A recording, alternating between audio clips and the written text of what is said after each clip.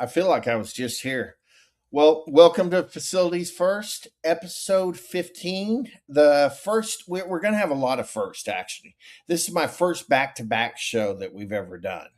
But we're also going to have a first, it's the first interview talk I've ever had with somebody in the airport. So that's another first. So without further ado, Francisco Cano with Founders Tables Restaurant Group. Francisco, thanks for joining me Oh, today. sorry, something went wrong, and I can't hear.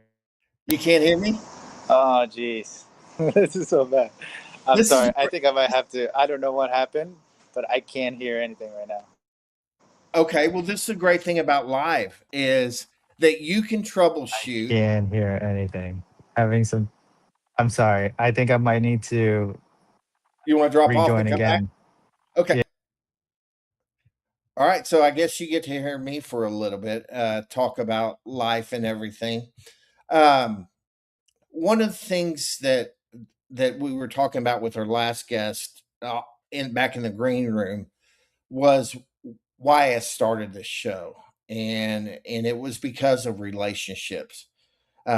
Because the operators, they get to deal with the guest, they get to deal with the customer interaction, but the facility managers, they're kind of behind the scenes and they don't get the spotlight. So that's why I started Facilities First, to give a spotlight to people like Francisco. Can you hear me now? I can hear you now. Yeah, this should be good. All right, good deal. Well, welcome back to the show. Welcome to the show. You're Yeah. my first talk I've ever had in the airport. Oh, I'm privileged. And the good thing about it is you're actually going home. That's right. Yes, it's Friday, so trying to go home as quickly as possible. And I bet there's a little boy named Gabriel that is going to be excited to see his daddy. Yes, I'm sure he's waiting for me. He called me a few times already, and he's like, "Where are you?" All right, so uh, we didn't have this planned, but since your wife will probably watch this show, I'll just ask a question. She won't have to hear the answer. Okay. Daddy's boy or mama's boy? It depends on what. I was about to say, do not be a politician. Yeah.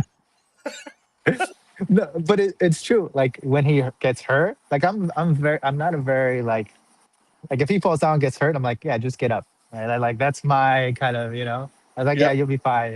And so he goes to my wife for stuff like that for like comfort, you know. But like if it's for fun, it's with me because my wife is like, oh my god, don't do that. You're gonna like, fall down or whatever. I'm like, he'll be fine. So if it's fun with me, if it's comfort, it's my wife. So that's usually how it's split. So that's why I said it depends, right? It all Okay. depends on what happens.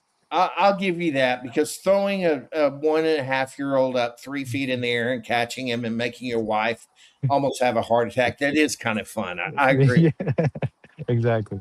So speaking of fun, I said on the last show that one of my guests, Johnny, loved this, and I kind of like the idea too, to just get started with some fun. So I'm going to do rapid fire. I'm going to throw some questions to you. I might ask why, but I need the first thing that come to your mind when I say it. So let's frame this. You're stuck on an island. You have Wilson your volleyball, but only get to pick one food. Would it be tacos, pizza, or a burger? Pizza. Okay, why? Because it's good hot or cold. I mean, it's a very practical choice, right? That is funny you say that because do you know what I had for breakfast today? Pizza. Cold piece of cheese pizza. It's like it's the only right answer. I mean, yeah, practical right answer. Because burgers just get all like all that fat kind of like builds up in a Yeah, burger when it's cold. Same thing with tacos; it just gets gross for after a few hours. So, that's I never thought about that reasoning, but that is brilliant. yeah, So so let me ask you, speaking of pizza and islands, where was I going? I just totally lost my brain because I had a great question for you. But anyway, so we'll continue with rapid fire. Mountains or beach? Beach. One item you're bringing. I would say again, I'm very practical, so a knife, some kind of tool, something like Okay. that. Okay. I'm going back to pizza because I remember my question. Does pineapple belong on pizza? For me, yes. Later on, that hill will die on. I will die on pineapple. Does not go on pizza. All right. So iPhone or Android? iPhone. Thank you. Top three songs that you have on your Spotify playlist or any playlist you have right now. It's funny. So my first one is Blippy. It's like I don't. Blippy is like a it's like a children's like show. It's a super obnoxious, annoying guy that pretends like has a high pitched voice for kids and all that. So my son is like obsessed with this guy, um, and so all his songs like Excavator, Dinosaurs, all this. That's number one on the playlist. Always have to listen to that. Then I've got I'm Peruvian, so I've got like a Peruvian party mix that I just kind of play after that, and then after that, I've been listening to a lot of Bad Bunny lately. Uh, Partly due to the Super Bowl, but just in general, been kind of that jumped to number three on the list on my Spotify. So Okay, so you could have given me about a million guesses, and I would have never guessed you would say Blippy number one. yeah, Now unfortunately, is Blippy number one because it is a I'm going to say a chaos controller for the 3-year-old? no, he just always requests it. Like he's like the moment he gets in the car, it's like I want music, and then the next question is I want Blippy, and then I just hit the playlist, and that just we just I because I don't really, just like you, I have ADHD too, and like sometimes I don't even listen to music or I don't even pay attention to the songs. It's just like the tunes, like it's just going, and I'll just drive like that, or I'll just drive in straight silence, like just nothing. So like the Blippy, like it just doesn't really like doesn't bother me. So he just wants it, I just play it, and I just go, kind of continue on. But it's every single drive. It's the That is same question, same playlist every time. that is so funny because I was driving somewhere yesterday and it was probably a 20-minute drive. And when I got there, I don't even remember the drive because Yeah. with ADHD, my mind was just going and going and going. I was like, did I stop at stoplights and everything? I definitely have that. I've had that happen a few times too. And I'm like, wow, that was fast.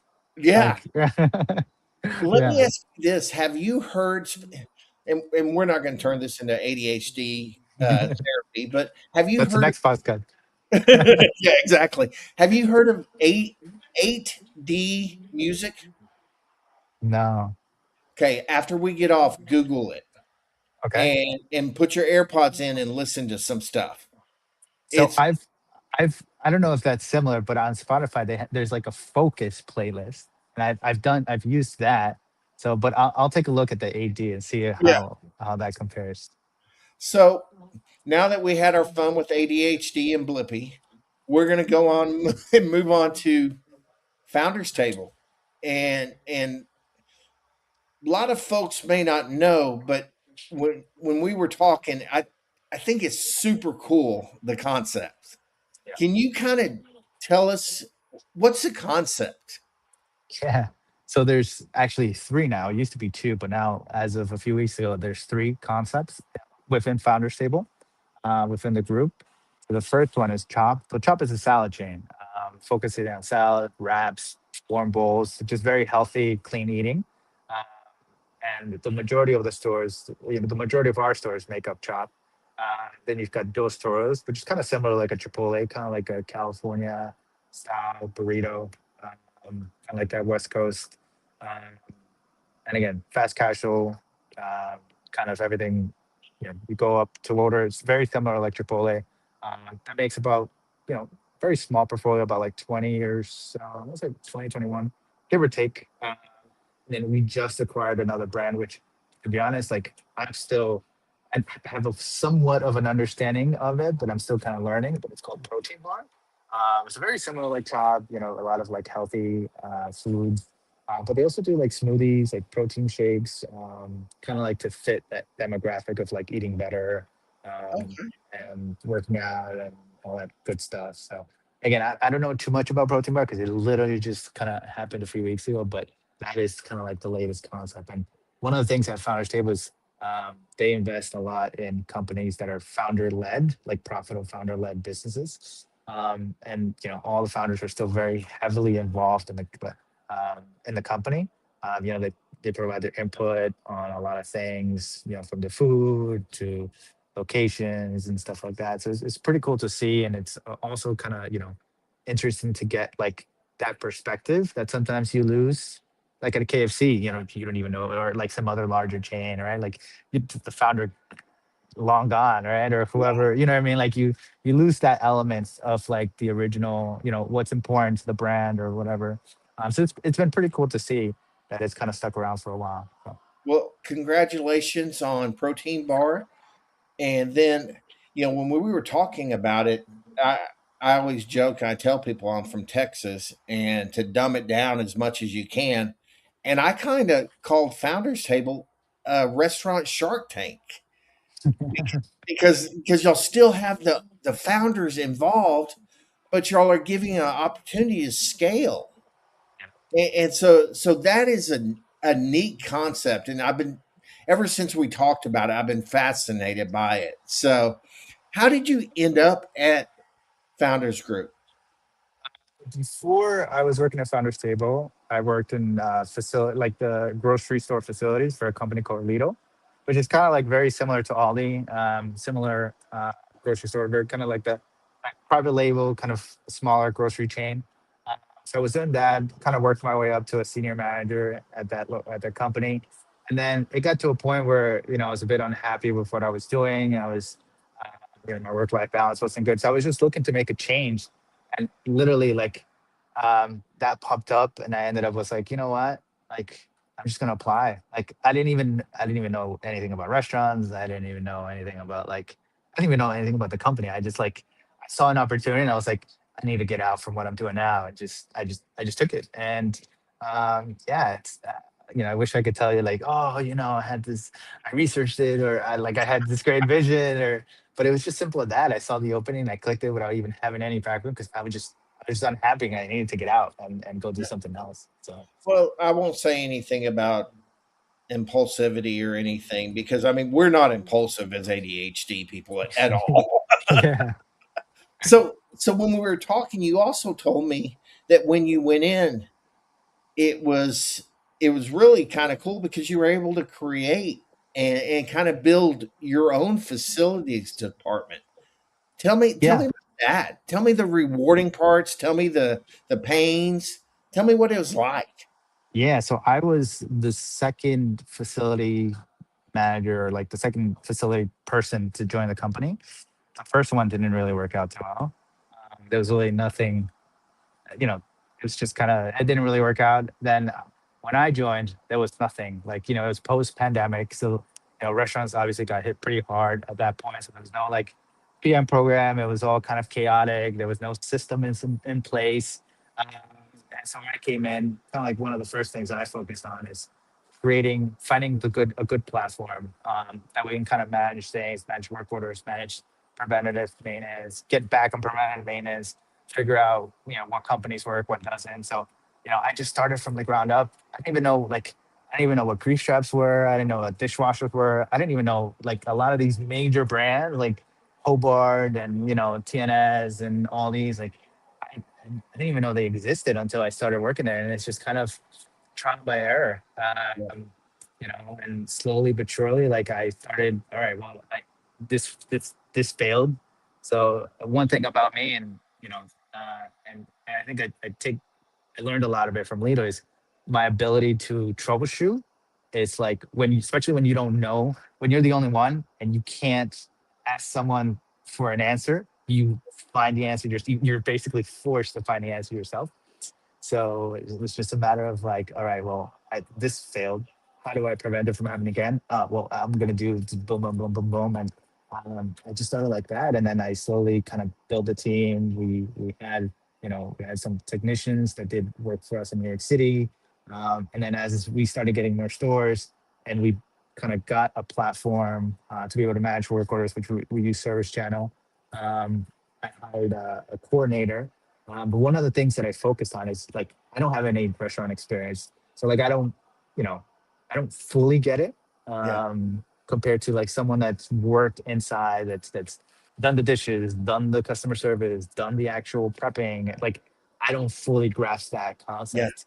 Um, and so it was important for me that every person that we try to hire or on board has worked at the restaurant to some extent. So the first person that I hired, that's one of the coordinator that I recently promoted now, he was a general manager of the store, and it was a great.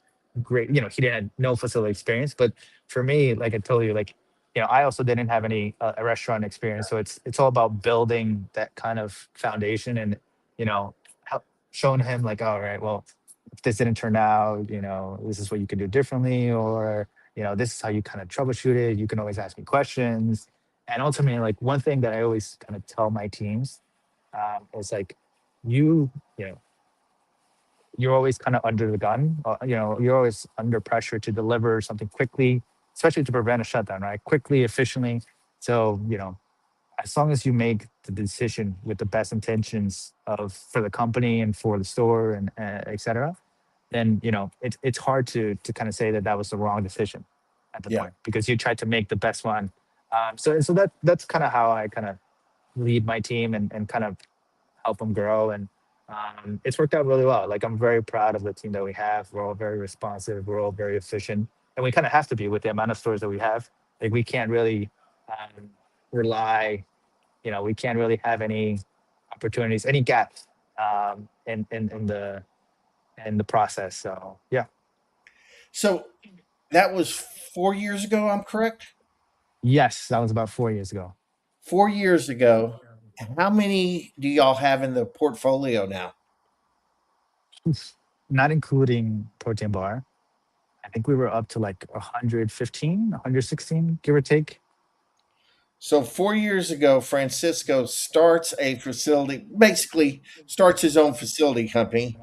Strategically along the way, he aligns himself with people who can help his lack of knowledge in the restaurant industry, and now has built a team that is handling all these stores.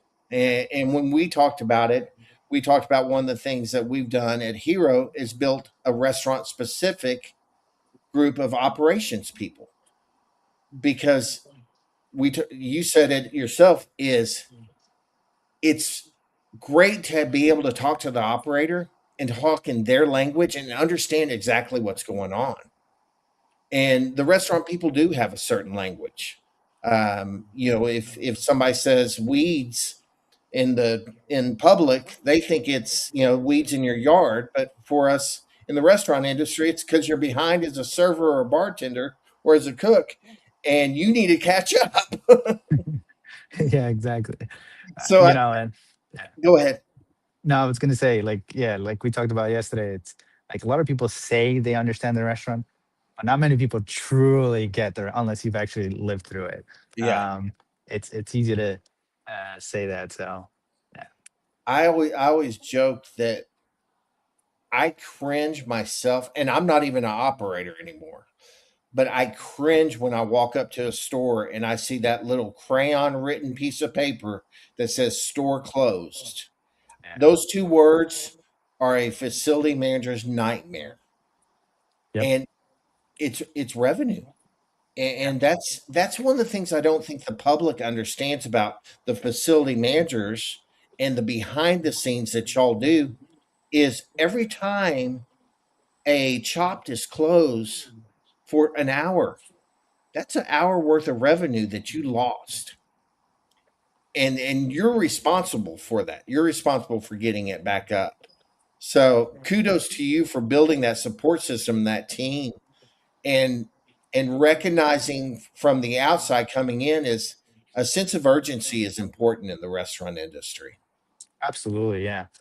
And it's also, to your point, it's not even. It's also, lost revenue is a big one. But one thing that I never realized, it's also kind of like the like you depending on what time frame you decide to shut down, right? It's like it's certain customers are repetitive, meaning they do the same thing every day. It might be different for like a sit down restaurant, maybe that's a little bit different for your fast casual. Every day that guy comes in and gets his lunch. If we're closed that one day and he decides to go to another fast casual across the street, that behavior has now changed from that one day. Um, and it's like, oh well, I gave my salad from here, but now I got my bowl from this guy, and now that this one's way better, and now that Yep. whole, now you basically just lost one customer, but then you have that, if it's a lunchtime hour that you're losing, you basically now could be losing like thousands. So that's the It's kind of another thing that I didn't fully grasp until I started kind of experiencing and kind of living in this world. So that's a great point too, because the mind works like that, right? yeah, Is you're used to doing your same thing every day, and then you go and that door's locked, and then you have to go across the street to XYZ, and for some reason he was like, I've never had this, and then he wants it again.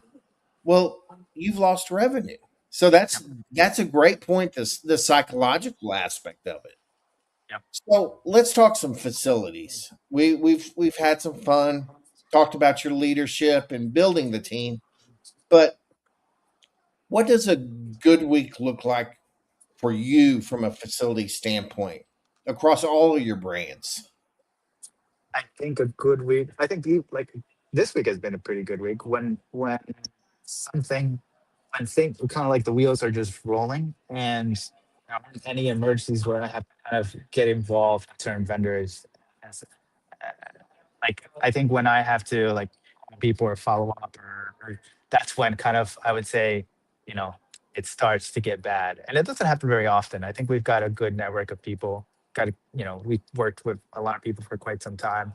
But every once in a while, by the nature of it, things tend to slip or fall through the cracks. And, Yep, um, that's when with so many stores, if you get too involved in one and you kind of start to mess up on all the other hundreds or hundreds that you've got to manage. So yep, yep. And that's that multitasking that you have to have, yep, and it's so important because you can get bogged down on something, one fire over here, and then meanwhile this little ember turns into a fire that wouldn't have been a fire if you had caught it earlier.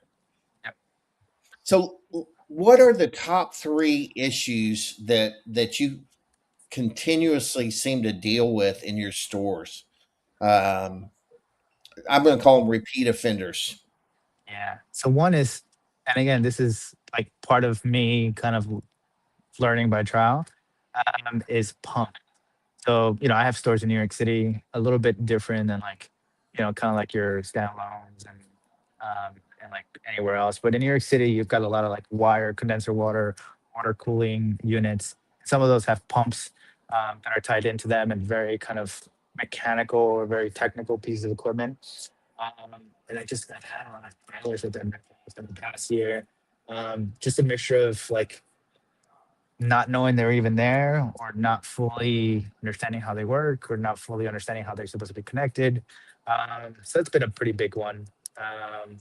And that I would say water heaters, I think it's always a challenge. Like Mhm. just trying to find that balance of like, how do you get it up and running? What do you do with the parts? Like, um, it's like you can't operate with a hot water, but you also don't want to spend, if it takes a part takes like more than a day, you also don't want to just get a new water heater and kind of making that decision of buy repair and with kind of a time crunch. It's a tough one. And sometimes it's hard to explain.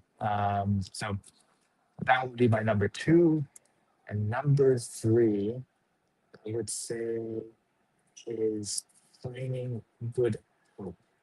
Um, and that can work on their platform because we're a bit unique than like maybe larger chains or something like that. But like we a lot of the time like we just try to use like the local like mom and pop guy and they won't be on service channel and that can make it challenging. So we've for the most part, gotten off that. But that's been like quite the challenge the past few years. To try to figure out how to navigate that world. But yeah, I would say those are top three for sure. Okay. Okay. Now, you did a great segue because in the facilities world, in your mind, what separates a vendor from a partner? I think a vendor from a partner. Um, I would say communication and like the ability to truly care. Like I'll give you an example. Um, Last week I've got, and my refrigeration vendor in Connecticut. It's the owner of the company is very heavily involved. He actually does service calls for us as well. They have about 6 or 7 stores. They do PMs, they repair everything and all that. He texted me himself. He's like, "Hey, look, I got this ice machine. This is what's wrong. What do you want me to do? Do you want me to continue fixing it, or I recommend you replace it?" Like that interaction to me, that level of communication, that level of care, the level of detail, that is a partner, right? Not like, hey, I went there, diagnosis. All right, well, 2 days later, I get a proposal, approve or rejected. All right, Yep. well, okay, I approved it. The parts come in 5 days from now, and then 3 months from now, we set up a quarterly meeting. Like, hey, we got it. Like that.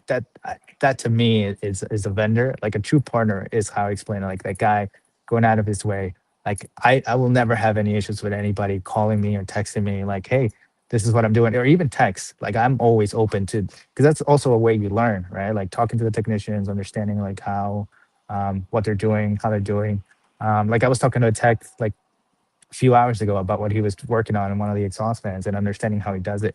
And they're always very helpful. Like they want to share their knowledge. But yeah, I think that makes a difference. The ability to, kind of take that extra step and show that you truly care about, maintaining the stores that you're servicing.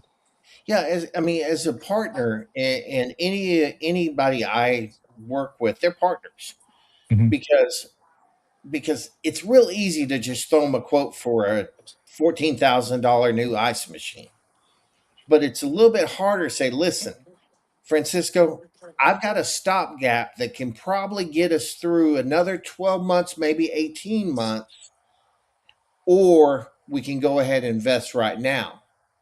And that gives you the ability to look at your budget for the next year, and knowing that, okay, I can put the band-aid on right now, but then I can fix it into my budget because right now I don't have that.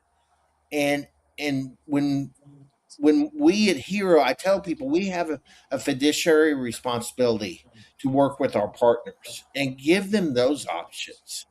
And that's what I agree. It separates a Hmm. partner from somebody who just walks in, says, "Oh, I'm just going to write it up. This is going Yeah. to be an easy one." So I'm going to ask you this one. My last two questions are always the same, but I switched yours up a little bit. Um, what is the one hill you will die on? That PMs are a must. That's, uh, and how they're completed makes the world of difference. Like you can say you're doing PMs, but unless you really know how they're being done, like it can make or break your budget. And I've lived through it. I've literally witnessed both sides of that. I've witnessed when like someone says they do it and they don't do it. I've witnessed when someone actually does it and the the difference is in the numbers. Like Yeah, you can just see it right away. Like, all right, well, this guy's clearly maintaining the equipment. I'm not getting the repairs or the issues that I was getting last year. And that's that's been one of the big kind of eye openings for me. Is you can always say you're doing PMs, but it's who are you trusting to do those PMs? And that's been quite the game changer this past year because I've navigated through a few different companies, and I've seen the before and after, and it's been pretty significant. So I'm pretty happy about that one. that's awesome. And I'll tell you what, it's a reoccurring theme on every show I do is that we talk about PMs, and the number one difference between a partner and a vendor is communication. Yeah. And I think in today's society, with especially platforms, Service Channel, Corrigo, all these platforms, people get used to typing in and just sending messages that way. Well, we're still relationship driven. If I call you and say, Francisco, here's what's going on, yeah, I'm going to follow up and put it in Service Channel, but we're also going to talk about it. And so that's PMs are such a game changer when they're done correctly. And Yep. my last guest, Kelly, was telling a story about he was shadowing a guy when he first got in facilities, a technician, and they were taking apart a pulver or something like that, and he was getting it down to the minute details. And Kelly asked him why. He goes, "Because I'm lazy." And Kelly looked at him like he was crazy. He goes, "Kelly, I don't want to get a call at 3 o'clock because I didn't do the PM right." And I thought, that's brilliant. So here's the one that always gets people tripped up is, what's the one question that I didn't ask you today that I probably should have? To be honest, I didn't think about this. This one's just coming right off my head. So I'm gonna go with one that I've always kind of tried to see, um, but national provider. And I know you're in that world, so but it's what first came to mind: national provider versus self-service, self-performing. Mhm. Um, and like in from what I've experienced, um like I've never to this day I've never had success with a national provider. Yeah. And I don't know, maybe it's just I have really high standards. And it's not to throw, I'm not trying to throw shade at national No. providers or anything like that. They have their place, in what they do. And, so it works out for some people. Just like with anything else, it works for some, it doesn't work for others. Every brand is different. Yeah. But every time I've used one, it's just never worked out. And I think it might be the fact that, like, you know, they're kind of just trying to find as many people to do certain tasks. And sometimes, like, it's always different people. It's not someone that knows the brand or it's understands what we need to do. It also can be quite expensive. Obviously they need to, whatever the local guy charges, they need to mark that up as well. And so, yeah, you know, haven't had the greatest success. And I'd be curious to see, how the people feel about that as well, you know? That's a great question. Um, because we are a national. I mean, we consider the technicians that go out our partners on the other side. Yeah. We like to keep it hyper local, and I think I said on this one or the last one is we have a fiduciary responsibility. So when we call that vendor and or that partner and we talk to them, because for us it's basically free work when we call them, because they don't have to go out and seek it, and they get Yep. to go out and do it. And we're blessed enough that we have great partners where we're located and where we're strong at. If somebody came up to me and said, "Hey, I need you in Timbuktu," I would probably say I'm the wrong guy, but I'll find Yeah. you a guy. So that's a Yeah. good point, and I that's the first time I've heard that from a FM on this show. But it's going to be fun because we'll have some more conversations. And Yeah, no, I really, I think it's, I'm also curious to see what other people have to say. And again, this has only been my experience, but obviously national providers exist for a reason, right? yep, Because it works for people. And you mentioned yourself, you have multiple restaurant. I mean, you have a whole restaurant department. So clearly it's working for a lot of restaurant chains. So it'd be curious to see, like, what's worked for them that potentially didn't work for us, you yeah, know? yeah, Yeah. and so we're going to see you at RIFMA coming up, the Restaurant Facility Managers Association conference in Denver. So Yeah. you and I will have to get together. I've got some friends that I know will join us, and they Perfect. are facility managers, and I'd love to have that round table over a coffee, Yeah. over Yeah. over Tito's and soda. Uh, Yeah. but That sounds like an ideal, a good way to do it. yeah, I mean, let's have some fun while we're doing it. Yeah. I know For you got to sure. get home. I know you got Gabriel waiting to hug Daddy, but I just want to thank you for taking the time today, sitting in an airport, and you took the time to talk with me, and I appreciate you, Yeah. and No. I will see you at RIFMA, but I'll talk to you before then, and have safe travels, and be blessed.